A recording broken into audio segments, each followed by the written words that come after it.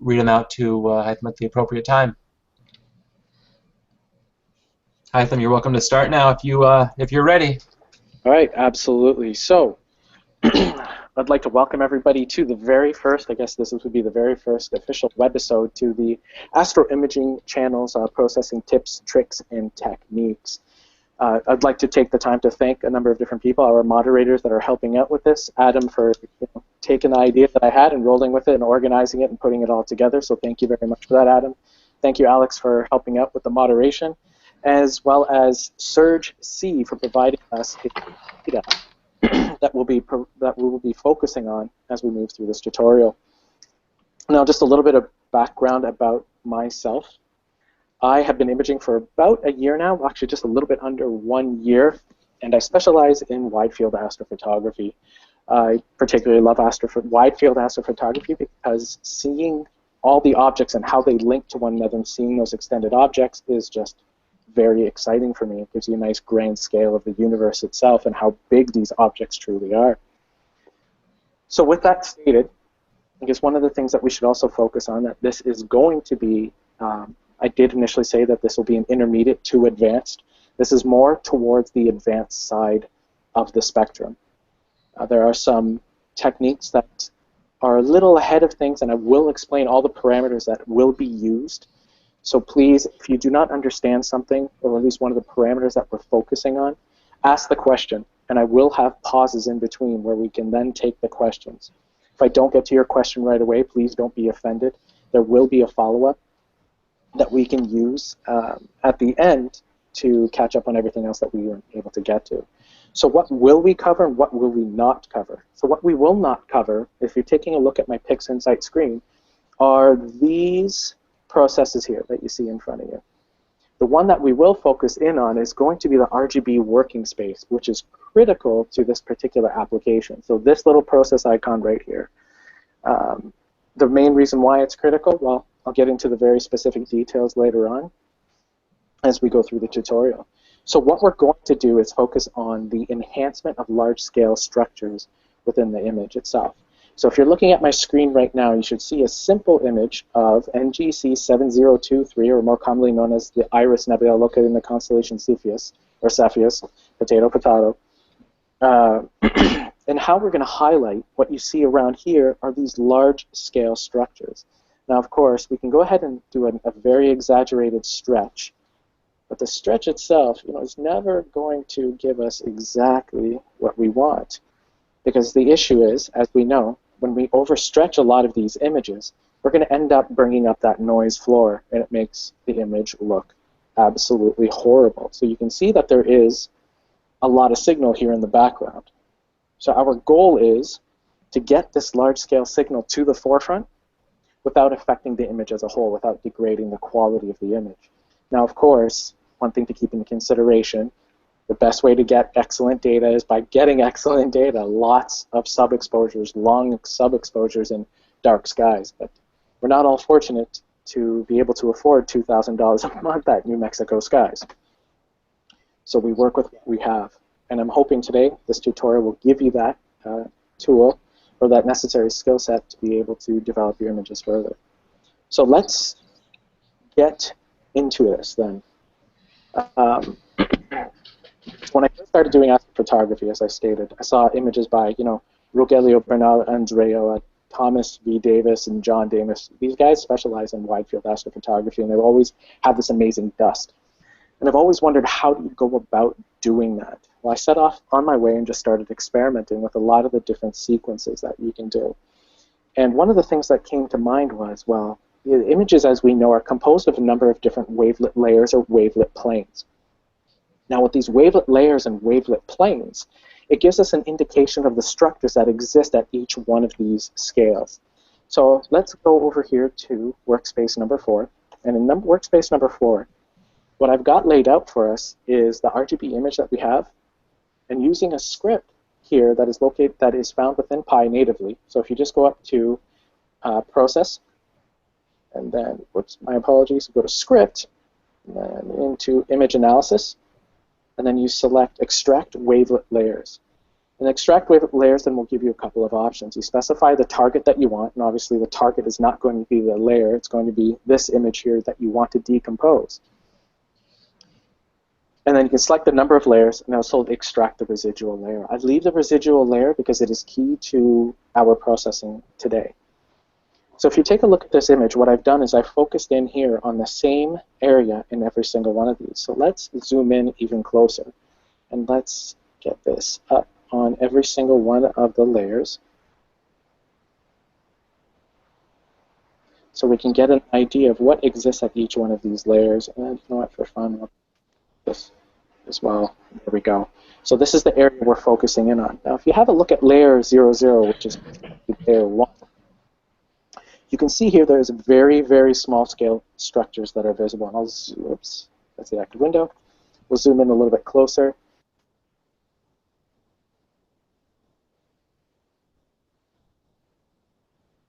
And if we do the same thing at layer 2, 3, 4, and 5, you can see that there's a significant amount of structure that is available to each one of the layers. And this got me thinking.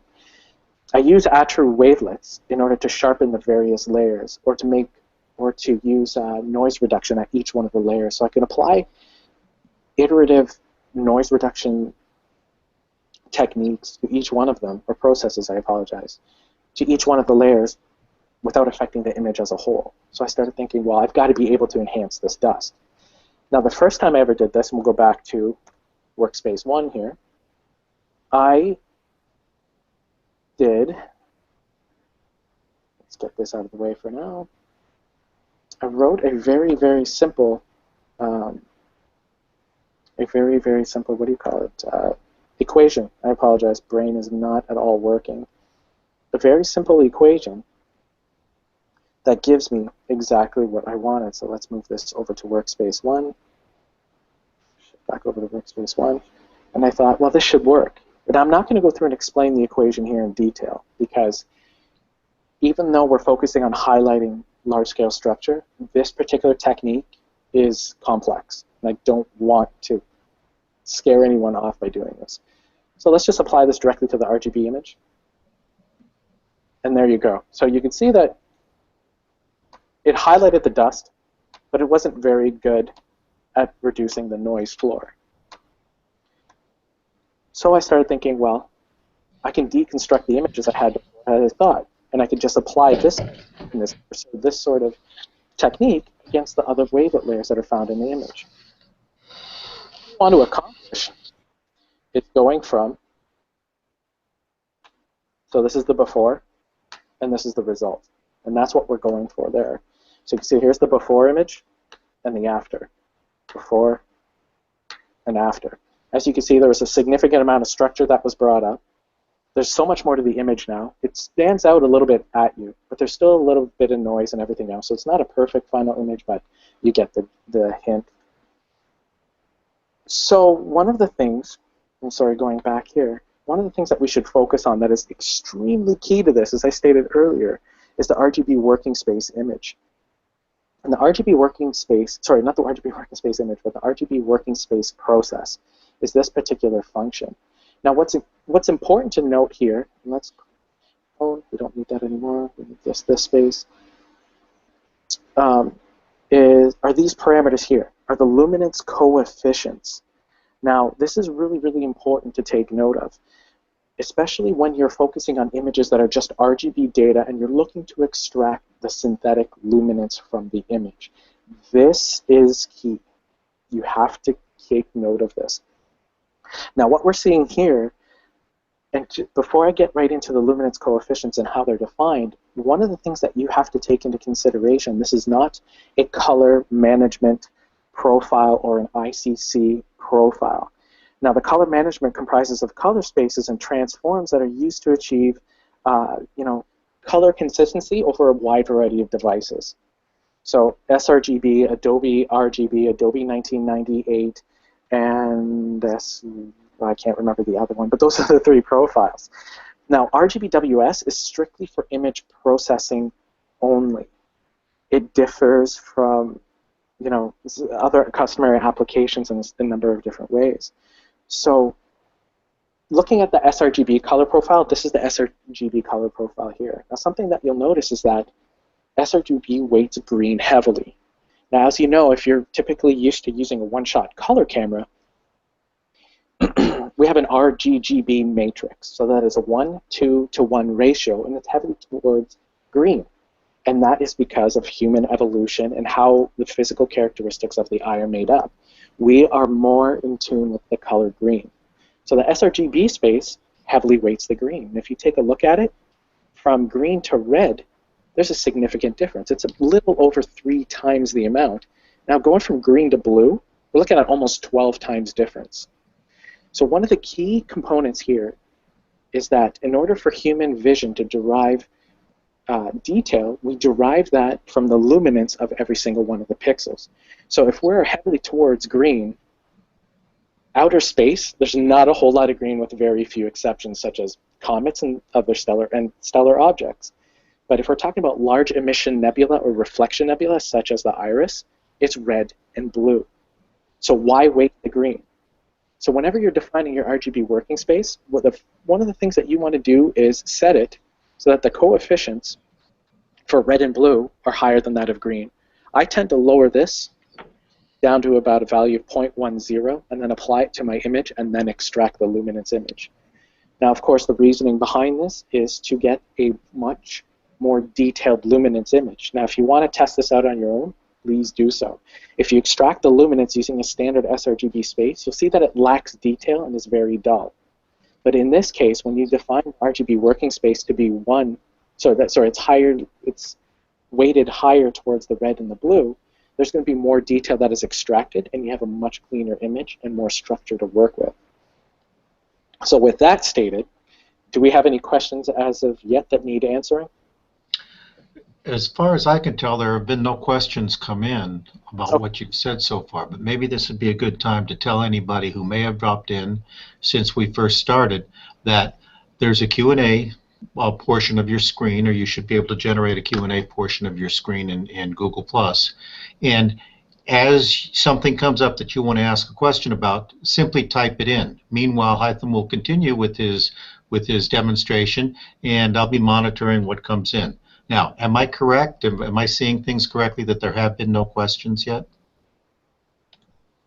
I haven't seen any questions yet either. Yeah, I haven't either. So okay. There are 3 viewers. We have a few viewers popping on and off. So I'd keep going, and as they pop in, people at YouTube probably can't ask questions too. So we'll see.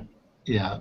So I just remind people that with this new medium, what we're using here is just ask your questions on the Q&A, and if you need comments, it's also consider it a comment area, and just make your comments there. We won't interrupt Hytham as he goes along, but he'll be breaking again in another 5 or 10 minutes when he gets to a logical place, and we'll have collected any questions that have come up since then. All right, excellent. So we'll start getting moving forward. I know everybody's excited to see how this magic actually works. So moving on from the explanation, we're going to the RGB working space and then defining a working space that allows us to extract the most amount of detail from our RGB images, or the most amount of detail from the synthetic luminance. So this image here has already been assumed to have a working space of 1:0.1:1 for RG and B. So let's go ahead and extract the luminance image. Now we can do this in multiple ways. And let me clean this up here really quick and head back over to the other side. We can do this in one of 2 ways. You can go up here, you can click this little button, it'll automatically extract your luminance image, and you'll see there it says extract CIEL component. Or you could just go into here, double click channel extraction, select the CIE lab LAB area, uncheck A and B, take your little triangle icon, drop it on the image, and you have yourself an extracted luminance image to work with.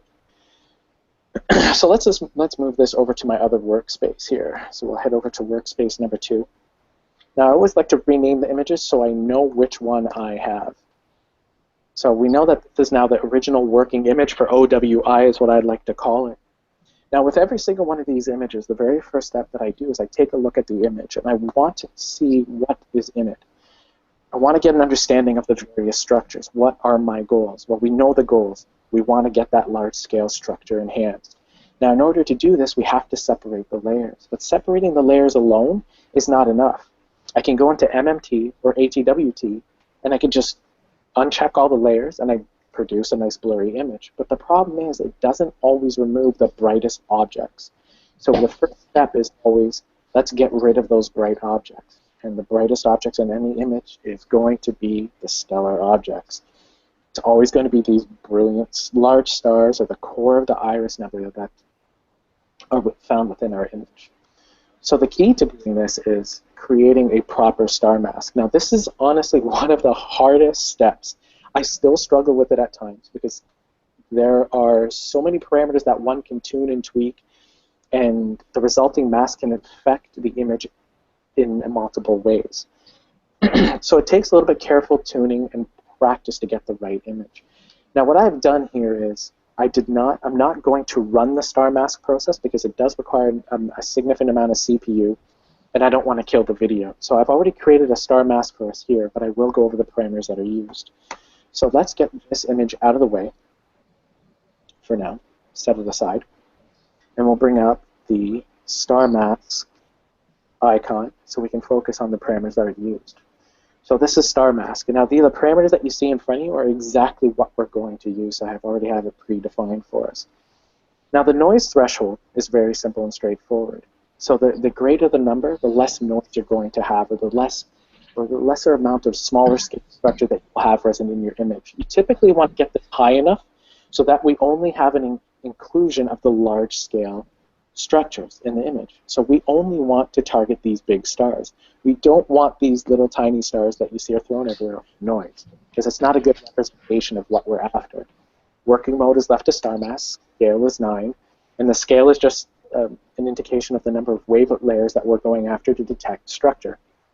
Structure growth, it's nice and simple. We have set it to large scale of 2.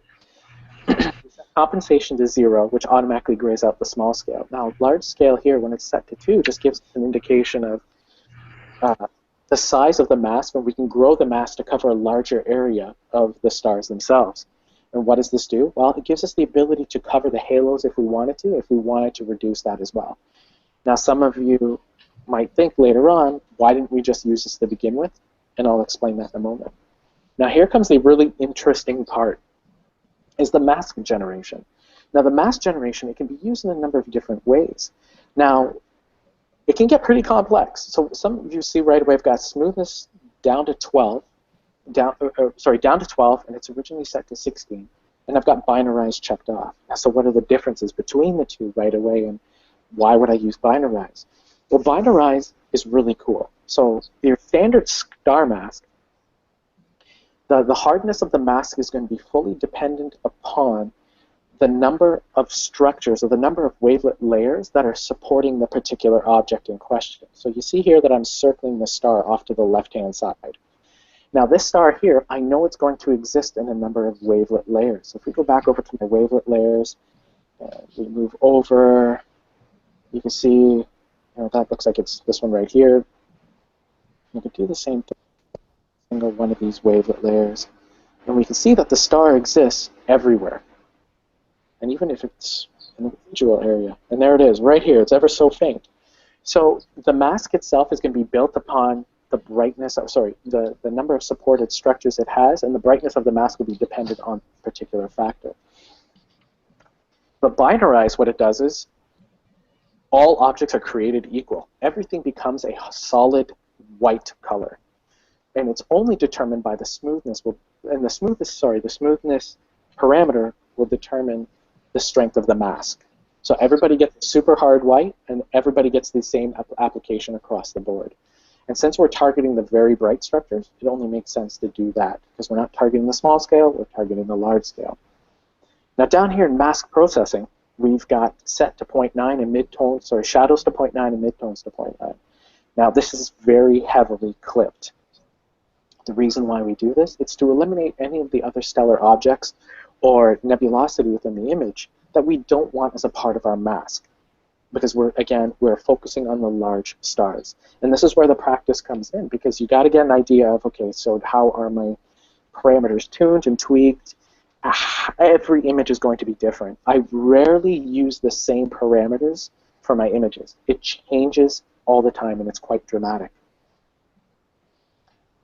So we go ahead, we just take your little triangle icon, drop it on the image, and then it gets started. So rather than killing everybody's internet connection and my own, we've already got a generated image here. So this is what the star mask ends up looking like.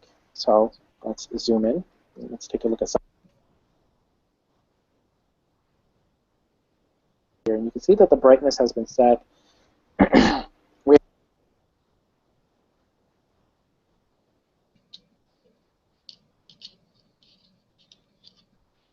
So let's have a look at what it would look like.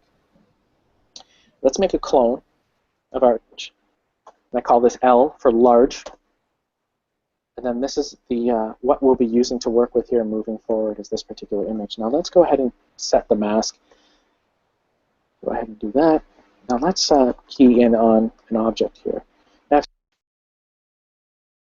mask, it did string, a good chunk of the star, but some of that halo is still missing. So we have two options. We can go back into the star mask, readjust the large scale, rerun it. That's one way of doing it. The other way of doing it is, excuse me, is my preferred method. So let's do that. Let's set the star mask down. Let's remove this mask here for a second. Get this out of the way. Is by using a morphological transformation operator that's a little bit different than what most people are used to seeing here. So let's rename that to SMC for a star mask clone. And let's open up our morphological transformation. Now, this is a tool that most of us are not too familiar with. Well, sorry, most of us will be familiar with, but the operator itself isn't used quite often. One that most people are used to seeing is the erosion operator, where we just take the stars, we erode them completely, decrease the amount of brightness, so that way the stars are not dominating the larger image. Dilation means exactly how it's used in the biological sense. Dilating pupils, we're opening them up, we're making them wider, we're making them brighter. And this just the ability to target or to open up the stars a little bit more. So let's just focus on a small area here, and I'll show you what it does. I'll explain the parameters. So as you can see here, the stars opened up. So if we do a before, there's the before and the after. The before and the after. So you can see that the stars have opened up quite a bit. Now the reason why I want to do this, again, is that we cover a larger area of the star. But we do introduce some issues when I do this. So let's go over what some of these elements here mean. Well, the operator is dilation. We leave interlacing to 1. You've got to be very careful with this particular one. I'm not going to focus on it, but please trust me on this one. Leave it as 1 for now. You can experiment later. Iterations are set to 2, amount to 1. Selection is always left grayed out. Now, the key part is right here, the size. Now, the size is going to give you an idea of how large do you want the resulting element to be. So we have it set to 13 here. Now, let's set it to 21 as an example. Set it to a circular kernel. Let's take it over to the preview window. Now you can see the differences. Here's a 13 and here's a 21. It's significantly larger. Now, you can go larger if you want, but it's also, again, it's fully dependent upon your star's profile, the size of the halo, the size of the star. So the size of the object in question and how much you want to cover of that area. So 13 is definitely good enough for this particular image. So let's clear the previews here.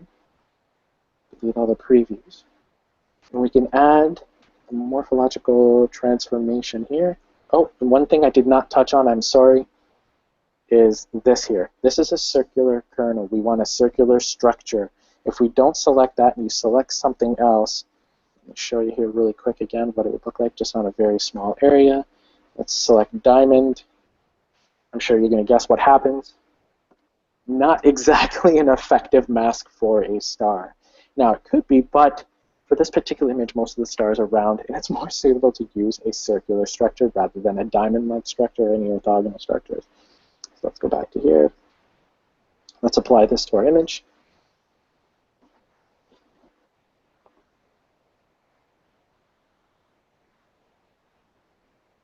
All right, awesome. Adam and Alex, have you guys? Did you guys lose the video stream? Or are we still good here?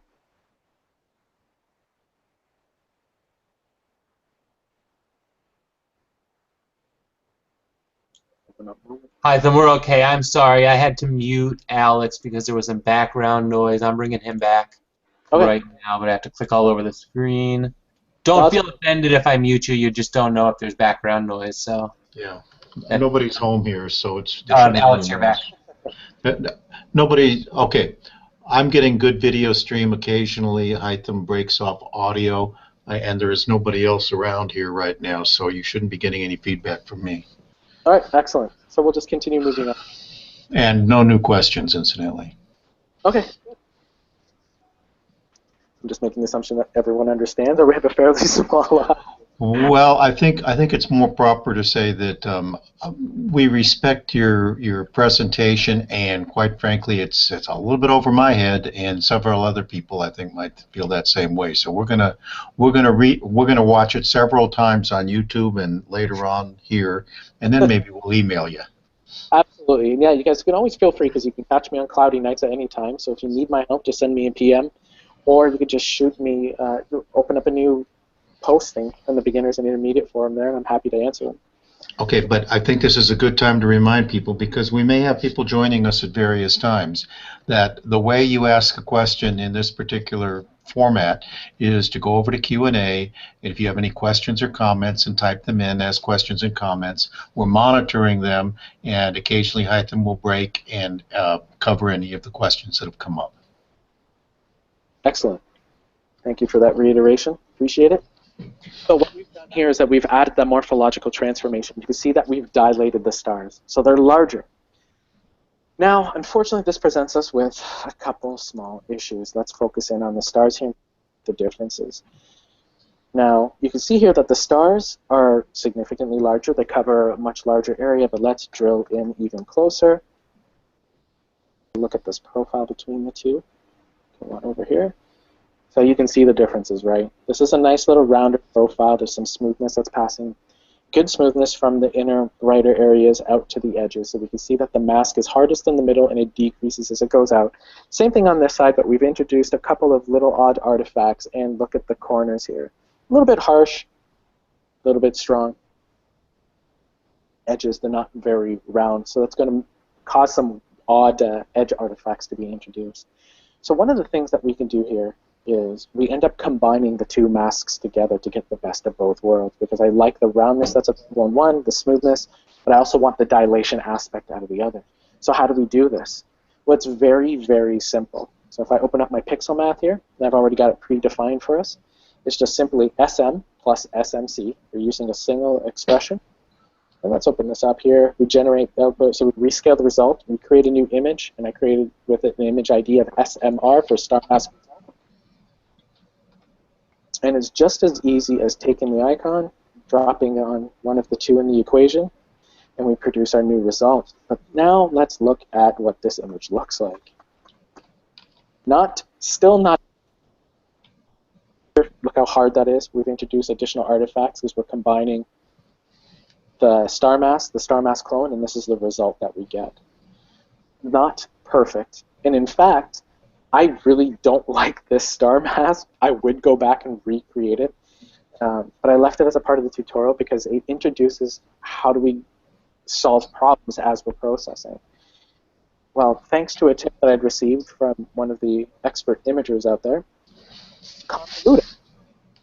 The convolution process here is very straightforward. You specify your standard deviation, specify your shape and the aspect ratio here, and you could do it live here by using the real-time preview. I will not show you what the real-time preview looks like because I'm just a little afraid of, again, losing audio and video to our audience out there that may be watching on YouTube. So what this does, it allows me to smoothen out the star mask. So if I just take it over here, drop it on the SMR, on the result, and you can see that it's smoothened out the star mask. So if we go to a before, that's our before, and there's our after. So before and after. So you can see we rounded off the edges a little bit better. I could probably do a better job here. There's still some slight, I'm being super picky, but overall it's a pretty good mask. We have a nice mask in the center with some nice smoothness going out to the edges and a fairly circular structure. So let's call this good for now. I'm not going to be the picky architect that I am in the real world here, or else we'll be on here for the next 2 hours. So this is our resulting star mass. So let's close off. I'll just close off the clone here. I'll keep this one open in case we need to go back to it. Now we have our result. So let's iconize it out of the way. Now let's get to the fun, nitty-gritty stuff. We just want to go ahead and apply this mask. Select SMR. We don't want to invert it. We want to apply it to the mask. And as you can see here, the mask was including some of the diffraction spikes that we have. So this is a pretty good mask. What we're doing here today. So let's get that out of the way. Now we want to move on to the next step. Now I should have probably created this step ahead of time, and I hope it doesn't cause people to choke. But this next step, again, we're going back to morphological transformation. Hytham, could you excuse me? Before we go on, it does appear that occasionally we have an audio break, and since you know how you can see the little green dots saying who's speaking, you're not speaking during those times, so I suspect that your microphone occasionally cuts out. And in the meantime, we do have a question for you. Okay, sure. Comes from Sean. The purpose of this mask is to prevent the stars from being brightened, or does PI need to mask them to get better nebulosity when working with the luminance? Why did you create a star mask for this particular job? So the star mask creation is specifically for the brightest structures in the image. So if we open it back up, you can see that the brightest stars are the ones that have been selected. Now what we want to do is we're exposing them. So we know that whenever we create a mask, it's either to protect or reveal structures that will be used against a particular process. So in this image here, so for this particular instance, what we want to do is dim the brightest stars in the image, so that way as we start applying the subsequent or the iterative processes later on down the road, we can enhance that dust without further brightening those structures. Because as you know, as you increase the luminosity of a structure, that decreases the amount of color saturation or the amount of color data that is available to it. So what we want to do is prevent it from loading too much, dominating the image and looking like a big, ugly, bright blob that looks like it has been white clipped, or preventing it from being able to gain any data. So this allows us just to focus directly on the brightest parts, dim them, and then focus on bringing out the dust. And that's what we're going to see here next. So we just take this morphological transformation, we create an operator. Now the new operator that we're going to use here is morphological selection. So we originally used dilation, now we're moving over to morphological selection. Interlacing step to 1, iterations is set. Amount is still set to 1.0, but selection here is now open for us to make modifications and set to 0.1. Now what is interesting here is how this works. Morphological selection actually takes two different operators. Now, the first thing it does, it uses a dilation and an erosion. I tend to use this because it gives me better control of my stars, because since I use wide field astrophotography, I am very, very undersampled. So my standard setup is around 3.5 arc seconds per pixel. When I use my reducer, I'm at nearly 5 arc seconds per pixel. So you can imagine what that does to stars. They look like squares. I don't want to introduce any artifacts. So what this does is it performs an erosion, and then it dilates the star. So it erodes the star down, in this case, 90%, and then here, it dilates them by about 10%. So it erodes them down, dims them, and then just gives them that little bit of dilation to fill back up so we can avoid any artifacts. And I have found that it gives me better control of the stars. Now again, what we're doing here is setting the structuring element, because what size do I want it to bring it down to? So I'm going to bring it down to about a 9. It's good enough. And we're using a circular structure. Now this may drop you guys for a moment. I apologize, but I'll be right back if I do. So we'll go ahead and run this instance.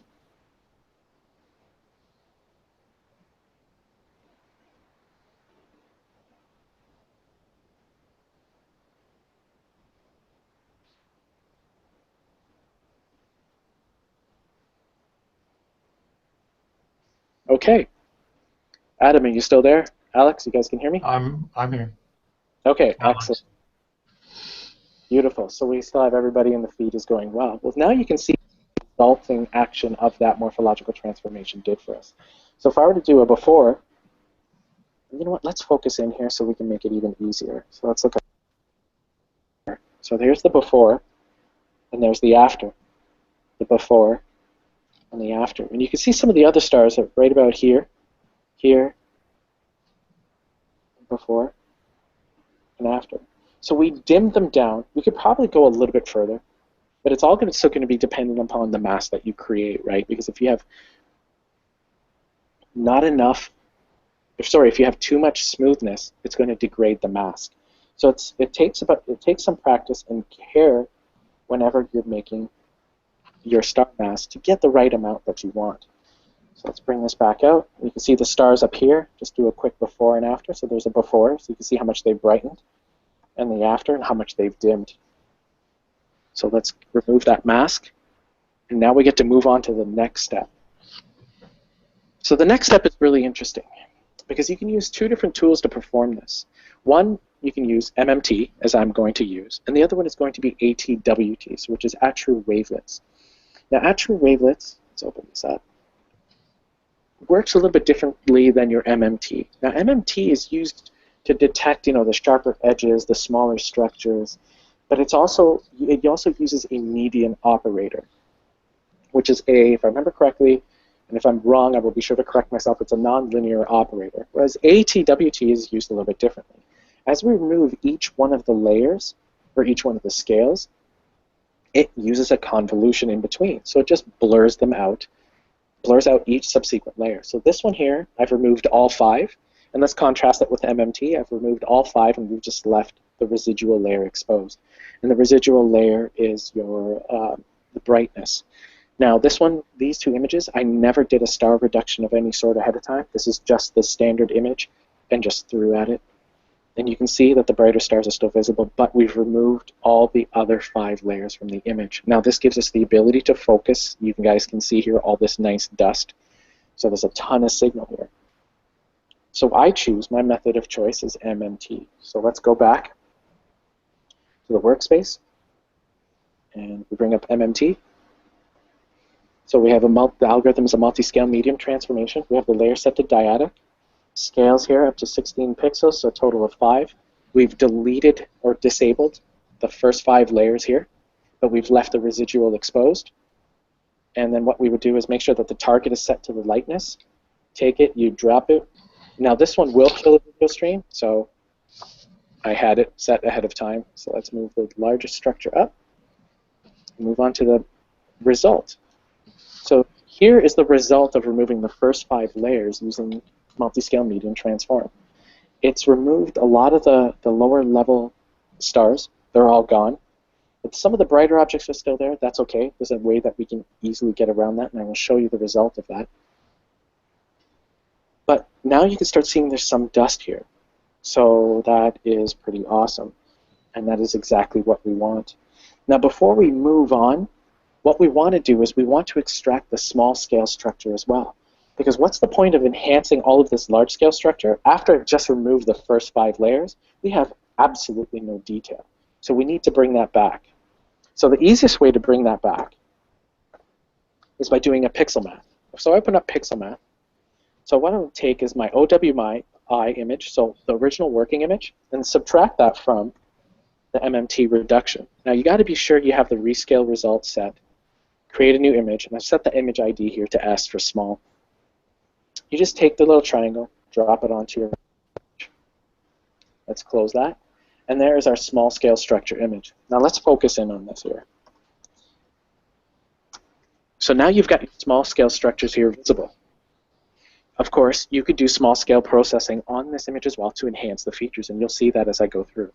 So this is some nice data here that we can work with, and of course the noise is left over, but we can ignore that for the time being. So let's get that out of the way. Let's move it up. Now what we want to do is we have to create a new range mask. Now the range mask is an iterative step, is iterative process. So I have 2 different steps here. So when I open this up, and I can show you guys what I ended up doing. It's pretty simple and it's fairly quick. If you guys, so what you do is you just take your lower limit, you just bring it up until you start exposing. These are the brightest structures in the image that are being left behind. Now, my biggest focus is making sure that the stars are covered and that central iris nebulosity is covered. So we keep bringing it in a little bit until I'm satisfied, which is about there, because that's a nice good size to work with. Then we start bringing the smoothness up ever so slightly, and the image should start to smooth out a little bit. So this is just the first step that I want to do. This is by no means the last step.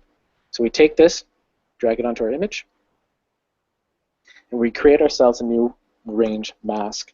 Now this here, if we take a look at it, the edges are still pretty hard around the mask itself. It's not exactly what I want. So what we do is we start up again. So create a preview of our mask. Now we want to make sure we're targeting the mask that we just created and not that original large-scale image. We bring the lower limit again. Bring it up, but this time a little bit higher because we want to reduce the size of the structure around there, and then we just go after the smoothness. That's way too much. Let's bring it back. So that gives us a pretty good structure to work with here.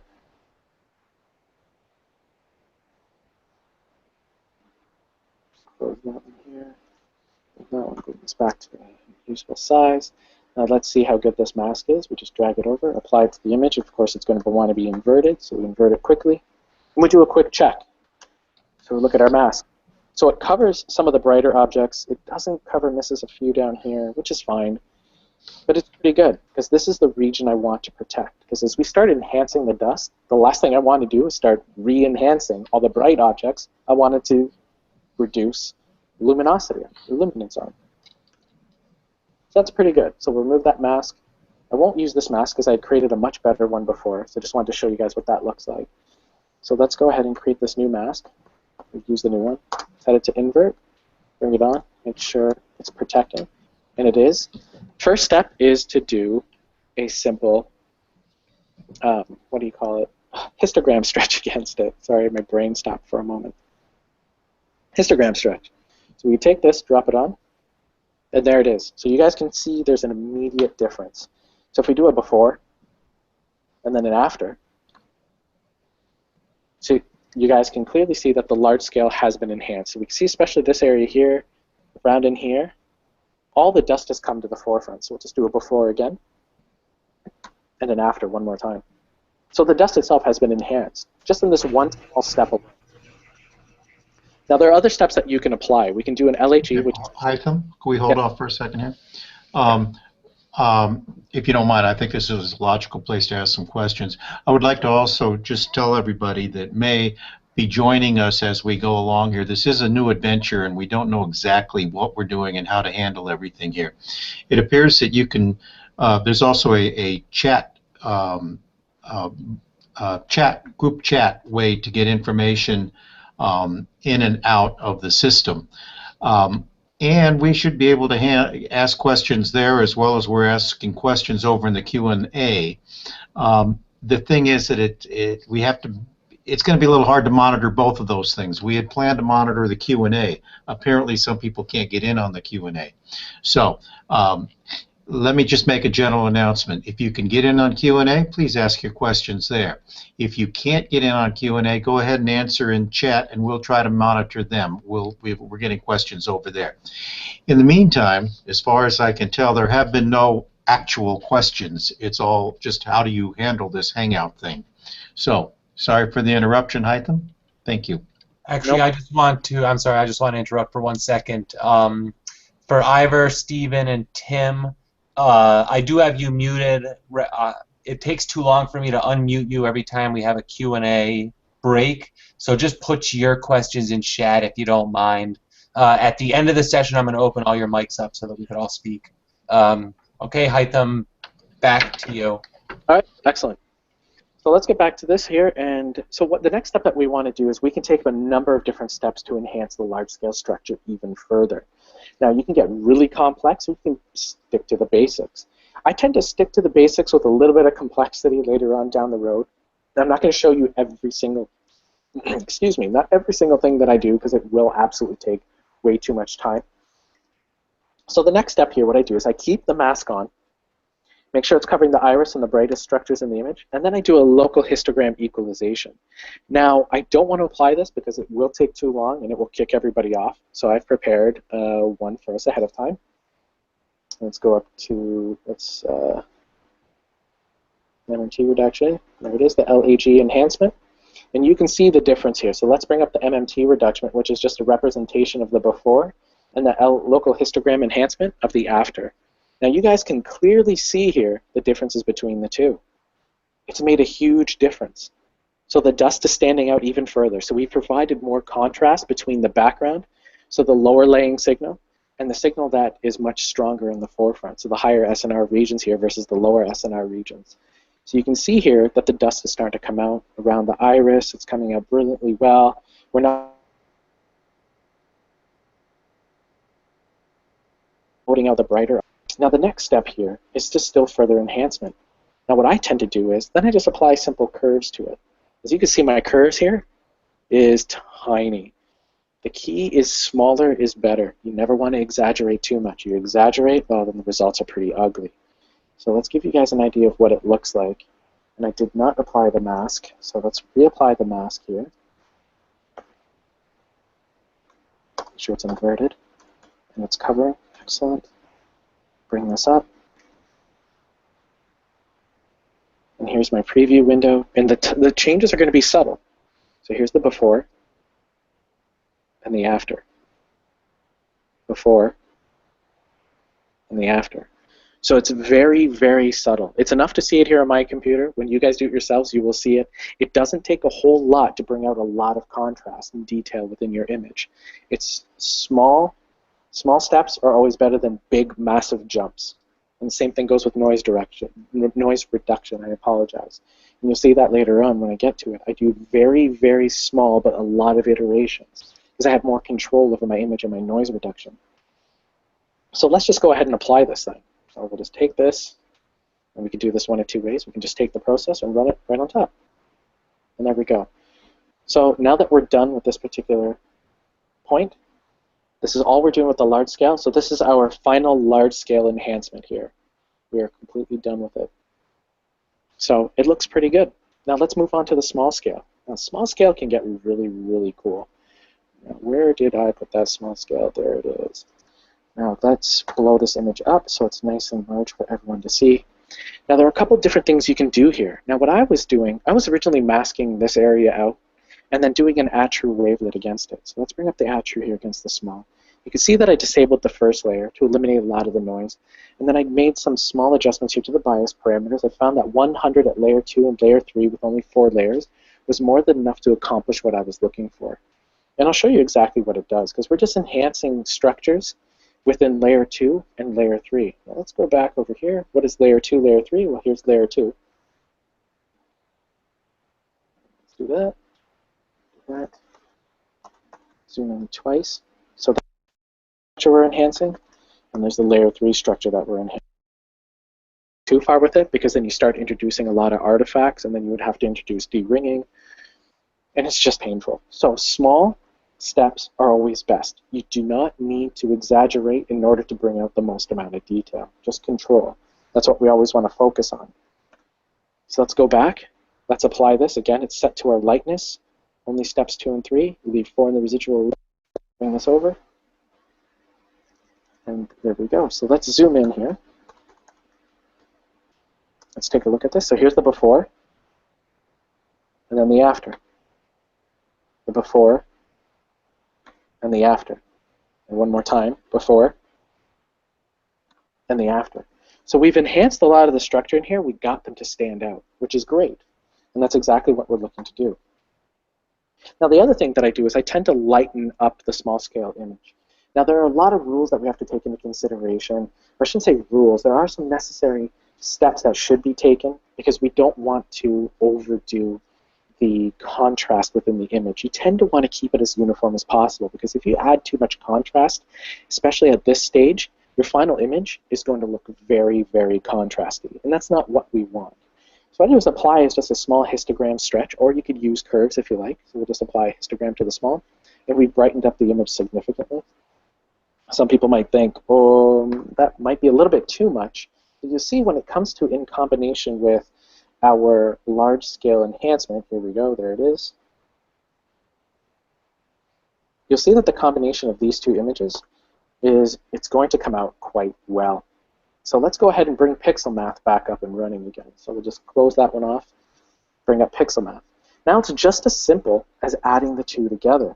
Now some people take an extra step here where it's not just a simple combination of the two images, because we've done some enhancements to the image itself that's going to cause some, again, how would I put this, just extremely strong contrast between the layers that we worked at. I guess that would be the best way to explain it, because we've isolated these large and small scales over the luminance image. So what we want to do is you can use the original luminance image as a basis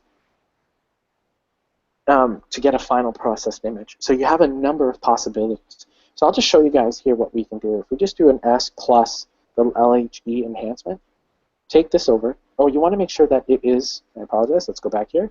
Again, rescale result, create a new image, and I'm calling it result. You take it, you drag it, you drop it, and here we go. There's our new image. This is still not finished. So as you guys would look at this and go, how is this not finished? Are you kidding me? Okay, is it a good time for questions? Yeah, we have had one since then. One last statement here, and then we'll just grab that question. Question.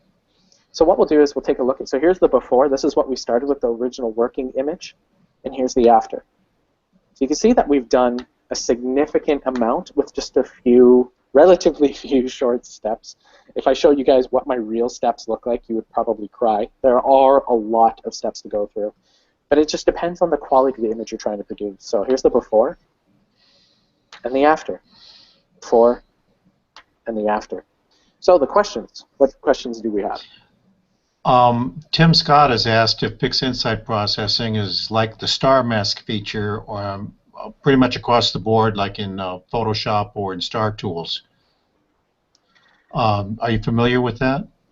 I don't use Star Tools. I use Photoshop from time to time. Now, the steps that I've listed, of course, they can be performed in Photoshop. Now, what you would do in there is you would end up using dust and scratches would be one of the ones that you'd use to reduce the stars in your image. And I think it would be an iterative process at that point until all the stars are reduced. And then you could apply similar steps such as, you know, your curves, your histogram adjustment, if you wanted to do it that way. One of the other ways that I've seen done, and I did it myself and I can't believe how well it worked, was just the simple ability to create a star mask inside of PixInsight, convert it to a 16-bit TIFF, bring it over to Photoshop, and then you can use that as your star mask image. So rather than creating that luminance image and having such a difficult time, you can use the best tool for the job in PixInsight and carry it over. That is one way of doing it. With Star Tools, I can't comment on that. I apologize. I've never had any hands-on ability. But okay. Are you finished with your original presentation now? Or have you taken us as far as we're going? No, there's still a couple more steps to go here. Okay, and I think we've got all the questions on content that have been asked. Let me review real quickly over here.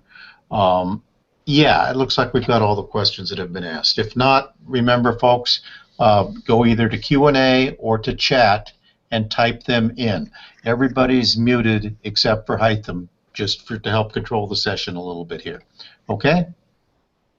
All right, great. So let's move on to the last few steps that we got to do.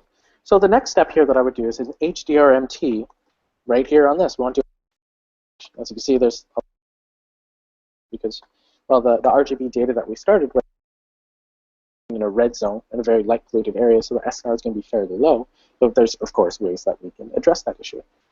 But one of the things that I want to do is I'm looking around in here, and I can still see that we could reduce the brightness of this object. So we do have a high dynamic range with this nice, bright, centralized star cluster inside of this Lin's bright nebula that surrounds the area, that we could bring out a little bit more detail. But let's go ahead, because I don't want to apply the HDR to the entire image, because I don't want to reduce the brightness of the dust. We just spent all of this time doing this. So what I do is just use the same range mask before, and what we're doing is we're focusing on this particular area. So we take the HDRMT, and I've got it set to 5 layers. I've got to lightness, and even though there's a lightness mask checked, yes, I understand what it's for, because this is used to protect the lightest objects. It doesn't do the greatest job, so I apply my own mask, keep this checked anyway, just for, I guess, a creature of habit of sorts. Take this over and just apply it.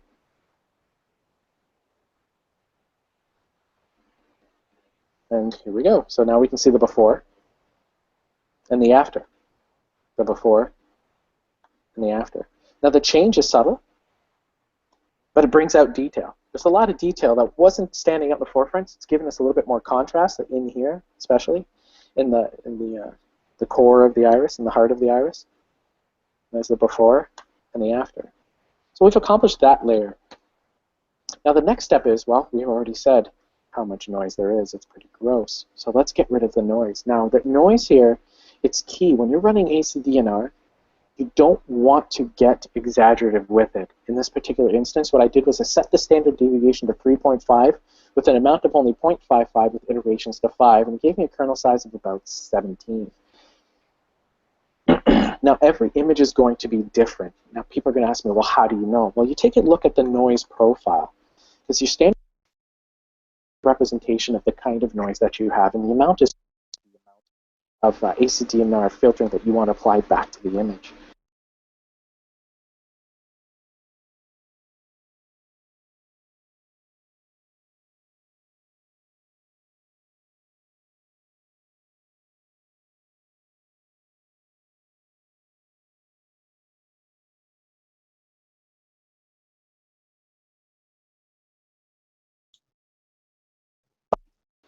So, I'm not going to apply this directly to this image because I will, again, break the video feed. So let's bring up ACDNR application here. Let's get rid of the results out of the way. Bring this up. Here's the ACDNR application. Let's bring it up. Oops, wrong button. Don't want to do that. And let's take a look at the differences between the two. And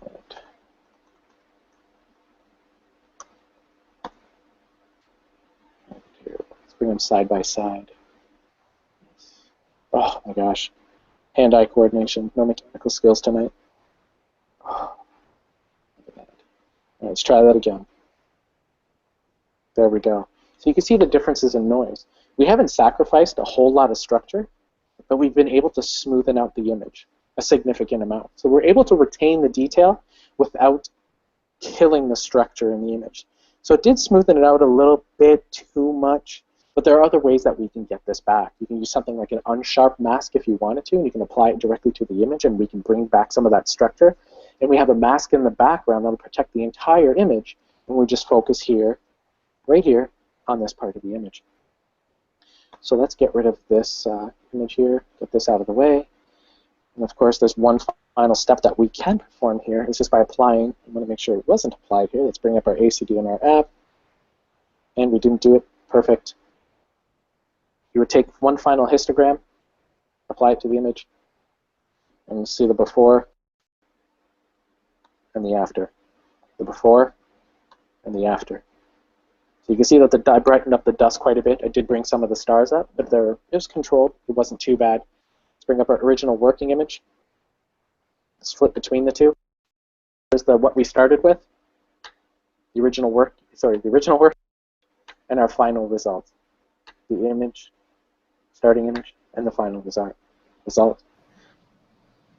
And from here, what you could do is you could just apply it back. This is assumed that it's applied to your, that you have an excellent RGB image already waiting. So we go back to here, set that up, do this. Now, of course, this is going to be based on what you like. I think 3 saturated. Let's set it to 380.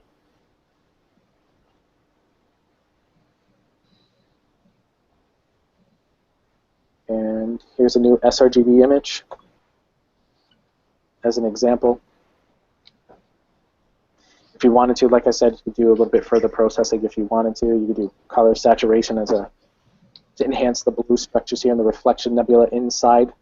So that might be a little too blue, of course, season to taste. And one last thing we can do,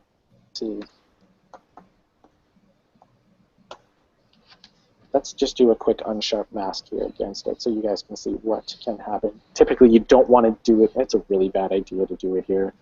Such a horrible idea. The developers of PixInsight will get mad at me. Whatever. Let's just do it.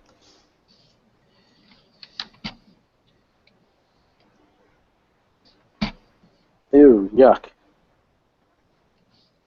Yeah, don't want to do that.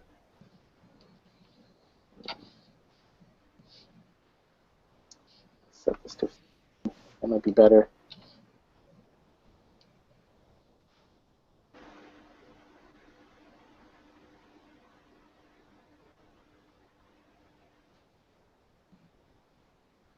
Oh, you know what? It's going to kill the video stream, so let's not. But you can use an arm sharp mask. That would be a good thing to do. Use it with a mask just to control it, so that way you're not affecting the entire image and that you're just focusing here. So that concludes the presentation on large-scale enhancements. So if you have any questions, we can just open up to questions, or if you do not have any questions right now, we can absolutely take those questions offline, and I'm more than happy to help you guys out. So ask away if you have them. Hytham, I'm going to interrupt here. Ivor has asked what size the original image was. Are we looking from a resolution standpoint? I don't know, but I think we're all unmuted now, right? We're all unmuted, yes. Yeah. Ivor, you there? Yeah, just the overall pixel by pixel. Like, is this full size that came off the camera? Yes, it is. So this was a QHY8. The cropping that I did, I'll give you an idea of how much cropping I did. This was done off the original RGB image, so it was very little that was cropped out. And I only did that just to eliminate the stacking line so it doesn't interfere with my DVE runs, so I don't get an incorrect background. Whoops. Yes, cancel that. Background model when I create it. Okay, I'm looking down at the bottom here, about 2,000 by 3,000 pixels, yeah, is that right? Yeah, QHY8, I think, is what it was. QHY8 is the CAF 8300. I think it's a CAF 8300, so it's a TrueSense 8300, and it's a one-shot color camera. Okay. The status line down in the lower right-hand corner, the lower line, says how big the image is right now, right? 2950 by 1959. Yep. Yeah. Yeah, it was a QHY8, and I think it was taken QHY8 with an AT8, if I remember correctly. So. Hytham, I have a question. Sure. Are your star masks? Are your star masks that thorough for all of your images? Because it was I see a lot of people do star masks, and it tends to be a one-step star mask, and you did that. You kind of used two star masks, blended them, and then blurred them a little bit. Are you typically that thorough, or was it specifically to this image? I typically do that for the images just because a star mask creation, as I stated in the very beginning, is extremely important for your image and the results that you get out of it. Now, you can do it depending on your star profile. We probably could have gotten away with a single step. I like to do a little bit of iterations because if you do it in one shot, I find that I have less control versus when I do it in an iterative process. So it allows me to gradually increase the size or gradually smoothness or add more convolution as I go through the mask, because then I'm not relying on just single parameters in a single step and hoping to accomplish what I want perfectly right away. I'm not saying it's impossible. It's definitely possible. There are some images where I just simply create the mask right away using the standard non-binarized method and just set the smoothness and then set the original step. Whoops, I always push that. We're going to see astrophysics pop up on my screen in a second here. So I typically don't, I shouldn't say typically. I typically do create in this method, but there are times when I just uncheck this and just rely on smoothness and the noise threshold, the scale structure, and then I make adjustments to the structure growth. It's all dependent upon your star profile and what you want to accomplish. As long as the oh, there it is. Yeah, as long as it accomplishes what you want, you don't need to be as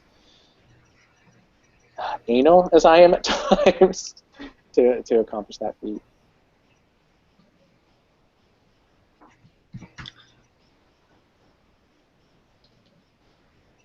Any other questions? I don't see anything coming in off of the chat or the Q&A. I do have some general questions, though, not Absolutely. about what you did, but about what we did together here, since this is the first production version of our Hangout. Seems to me that Q&A can be fairly well abandoned, and we could all go to chat. Yeah, I agree.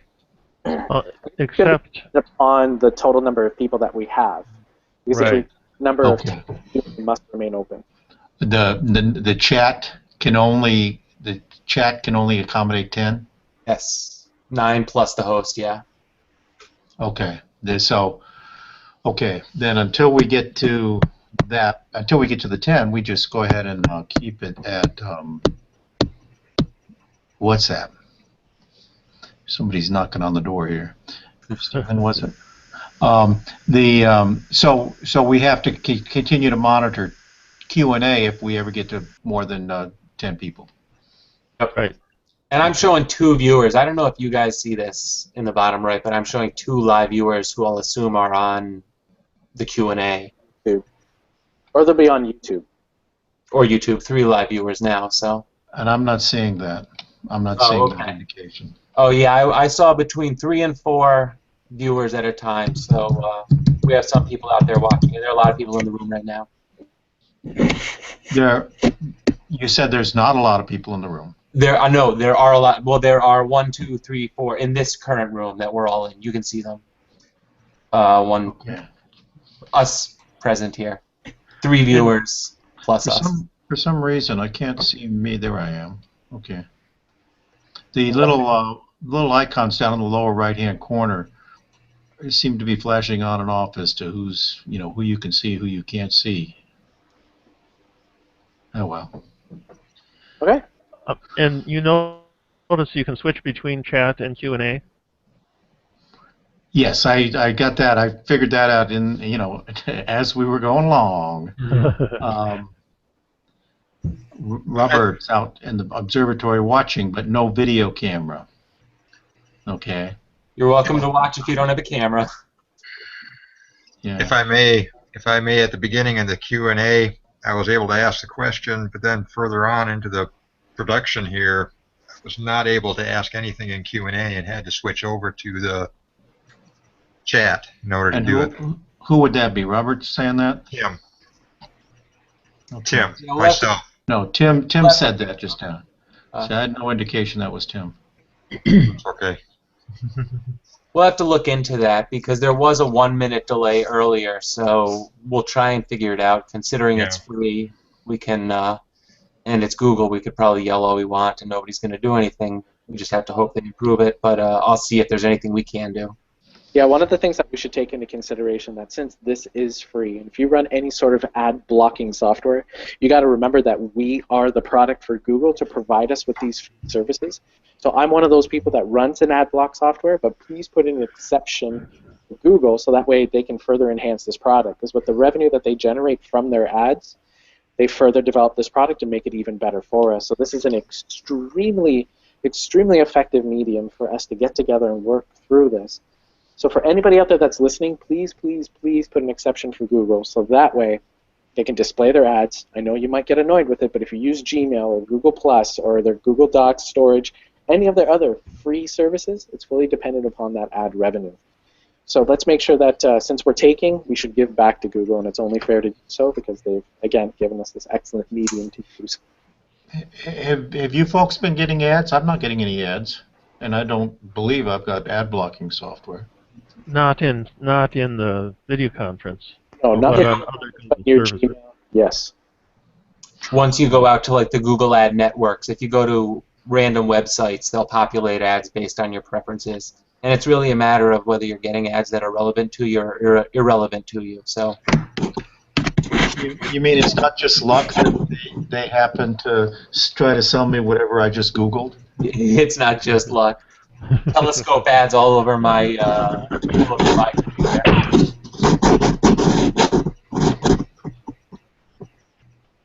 All right. So if nobody else has any other questions, and call the very first webisode here to the Astro Imaging channel a success. Yes, it's a success. Definitely. I learned a lot. I want to go back and try that because I have an iris Thumbs up to a Hytham. couple years ago. Well, excellent. So if you guys have questions, you can reach me just on cloudy nights. Shoot me a PM.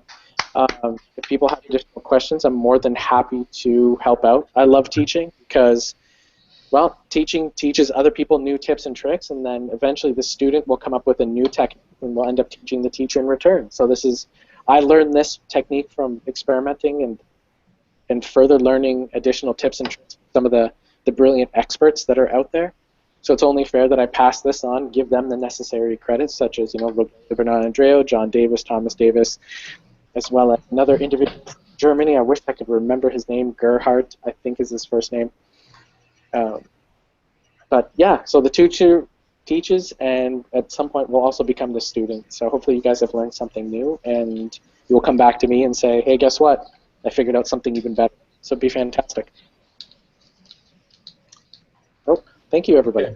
Thank you. And actually, before everyone jumps out, I think we'll try and come up with a topic for next week, either on the Cloudy Nights, probably in the Cloudy Nights forum. I'll post a bunch of stuff that's been suggested. We'll come up with something and come up with the speaker, and that way we can take care of it there. We don't have to stay up too much later. If you want to get out to imaging, if it's clear. Yeah, it's commendable that we kept this at an hour. Yes. Yes. Okay. I have one quick question. Yeah, sure. What you learn with the PixInsight like this here, can it be applied to like Photoshop or anything else, or is it pretty much you have to stick with PixInsight? Well, the steps are different. You can do similar steps in Photoshop. I know that some of the other experts out there, they've sold some of their actions, and I think her name is Annie. Annie's Actions, I think is what she calls it. She's from England. She has a dust enhancement action as a part of her toolkit, and I don't know the exact steps that she uses, but it is possible in Photoshop. See, I have Elements 12, and that's why I was just curious. Okay. Yeah. With a lot of the mask generation, it's just a little bit about being creative in Photoshop. I think PixInsight is really, the tools are designed to do exactly what you want to do with astrophotos, but with Photoshop it's not. So you just have to be a little creative in your mask generation. I think Photoshop's a little bit better at visualizing immediately what you're doing, whereas with PixInsight they kind of want you to run the process to get an idea. But PixInsight does masks well, and I think that's where Photoshop, you have to get a little creative. So that's been my overall experience. So PixInsight's more geared towards Astro than Photoshop is? Yes, absolutely. Okay. Steve, do you better off that I get that instead then? That's a debate. I don't know if I could live without Photoshop. Yeah. I'm just beginning, so I'm not. I don't know if others would want to chime in on that opinion. I have my own. I'm a little bit Photoshop-centric. Go ahead. If I understand correctly, PixInsight was designed by astro imagers for astro imagers.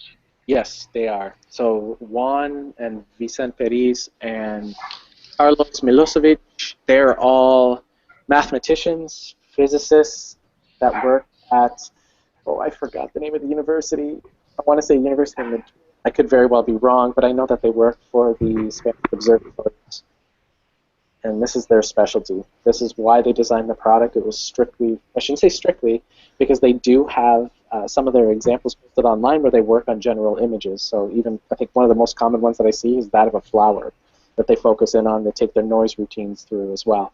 So they do want to say that, yes, the tool goes well beyond astro imaging, but it was the focus and the intent, and this is my subjective opinion, I've never done it, but my subjectivity is purely based that it's definitely tailored towards the astro side of the world. I think one of the other elements you have to consider is that the learning curve. The learning curve in PixInsight is very steep, steeper than it is in Photoshop. You can see results in Photoshop fairly quickly. But the other thing, when you're listening to this argument about which is the better program, et cetera, I don't think there is an answer to that. But oftentimes you're talking about people that have grown up with Photoshop and they have forgotten the learning curve they went through. And if you don't know what a layer is originally in Photoshop, you're going to get a little lost on everything else. Eventually, when you learn them both, PixInsight is a much more powerful and in many ways easier to use tool than Photoshop is. However, even very recently, I've been to many workshops and stuff where people say, and then you take it over to Photoshop and you finish it up. Because PixInsight has not yet got some of the things that you can find in Photoshop for the final adjusting of colors and things like that. Or maybe it does, but nobody's figured out how to use them yet. But eventually, you're going to want PixInsight. And particularly if you don't yet have something that will calibrate the images and register them and all those other things. So Photoshop doesn't even attempt to do that. You can do it, but it's way too difficult. But Okay, thank you. Photoshop is on sale right now, I think still, though. The CC, which is the Creative Commons, for better or worse, it's $9.99 a month. And I think that's for new. I don't think that's upgrade only. But it's supposed to go up to $19.99 a month, and I think that is whether or not you have the subscription in advance or not. So $9.99 a month is pretty reasonable. $19.99 a month gets expensive, but I don't know the whole deal with that. And then PixInsight, I think, is $250. Yeah, depending on the exchange rate, yeah, it's anywhere between $225 to $250. I think I got mine on the low end of the 200 scale. I got lucky. So my vote's PixInsight. I started with both, and I just naturally progressed over to PixInsight. And I tend to use Photoshop just for the basic layers and masks. So if I wanted to enhance a very, very specific area, or if I want to run HDRMT against that one specific area, then I just tend to layer them and then bring it back in. But then I always go right back to PixInsight. The coloring. And it should be noted that PixInsight is developing layers eventually. Yes, eventually they said that they are going down that route, which would be cool. And I've been hearing that for a year and a half or two. So I think that originally to the PixInsight teams, coming to their defense, a lot of that was rumor and just people speculating, saying we want it, we want it, we want it. Because I know I'd seen one not all that long ago had stated that there's no need for layers, we don't need to do it. It's pure. This is how we do it. There's also no need for painting and various other things that you can do in Photoshop. And you're running into a real philosophy among the PixInsight group that that shows up in how they treat people who want documentation and instruction and various other things, that they're so busy developing new mathematical formulas that they don't have time to take care of the customers that are already out there. Yeah, it's the best way to crowdsource it. That's what they're doing. Hey, guess what? We can get an entire community out there to develop our documentation for us at zero cost. And here we are doing it for them. So good for them, I guess, and bad for me. I'm the sucker in this case. But so is there anything else that we want to wrap up here real quick with this? Any questions just regarding the astro imaging piece? Because not to rush anybody, it is getting clear outside of my house. And I want to go image another panel for my mosaic. So anyone? It's not even dark here. What are you talking about, clear? You can't image for another hour. Oh, I know, but it's light outside. Gosh. I gotta set up. I'm portable. Getting clear here, and all of my gear is in the back of my car. So, but I'm not imaging tonight. The moon's keeping me away. We had over 6 inches of rain last night. Literally. Yeah. 6 inches of rain. We haven't had 6 inches of rain in the whole last frickin' year. Yeah, Minnesota's been getting nonstop rain. Yeah, water, plenty of mosquitoes, plenty of ticks. You guys have. Well, I'm right down next to you here, and you're lucky it hadn't gotten to you. All right, gentlemen. So adios, todos. Good night. Have a good one. Have a great night, everybody. Thank you very much. I've got a quick general question before everybody goes. Sure. Go ahead. someone who knows PixInsight, I've used ESS for stacking, but when I try it in PixInsight, it takes forever, like 45 minutes to an hour, to process a stack of like 20. Am I missing a step along the way? Like, is it trying to do all the stars, and is there a way to restrict it? Are you using the batch preprocessing script, or are you doing it via the manual method where you just go through the individual steps? Probably not the batch pre. So you're going into, using image integration. Yes. Oh, so you're Well, doing no. First, calibration, or no. Are you looking at my screen, Ivor? I am. Okay, so if you go to script, I'm at Hytham's. Yep, I that's see me. that. Yep, and then you go into here to batch preprocessing. Right. And I've watched a video on that, but I have never done it yet.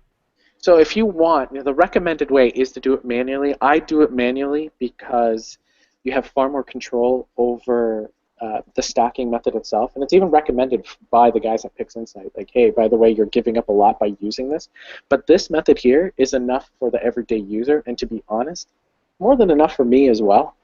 I just tend to do it the other way just to get myself familiar with both the automatic as well as the manual method. It just gives me better insight into everything and a better understanding of how the utilities work rather than what's actually happening. Exactly, right, because I want to get an understanding of all the different little parameters like the sigma low, sigma high, the different rejection algorithms that are in use, and what case would I use them. This is a nice way to get introduced to it and then start drilling down further. So I recommend just start with the batch preprocessing script. This one usually takes me, if you're already using a master bias and a master dark, and if my imaging or my optical train hasn't moved very much, I tend to use a master flat, so I check off these 3 here.